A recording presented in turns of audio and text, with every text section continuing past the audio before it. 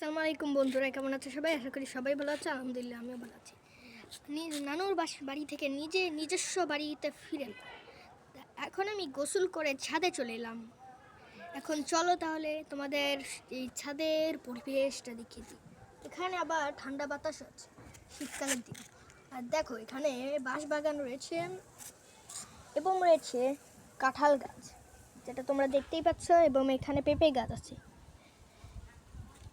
এখানে আবার চলো তাহলে তোমাদের সব কিছু ঘুরিয়ে দেখাই। চলো তোমাদের এখন আমি একটি আমড়া গাছ দেখাই। এই দেখো আমড়া গাছটি এখন অল্প একটু বড় হয়েছে, কিন্তু তাও এতে আমড়া ধরেছে ছোট ছোট। এই যে এখানে আবার পুঁইশাক গাছও লাগিয়েছি আমি। এই যে পুঁইশাক গাছ, পুঁইশাক গাছে আবার পুঁইশাক বিচিও ধরেছে। এখান থেকে পরে আবার পুঁইশাক জন্মাবে।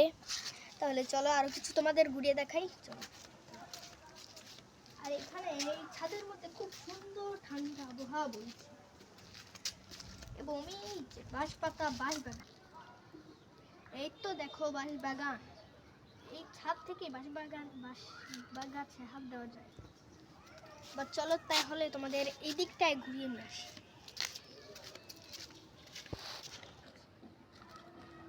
আবার এখানে রোদ থাকা অবস্থায় আবার খুব ঠান্ডা হাওয়া বইছে। তাহলে আজকে এই পর্যন্তই। সবাই ভালো থাকবে, সুস্থ থাকবে। আসসালামু আলাইকুম, গুড বাই।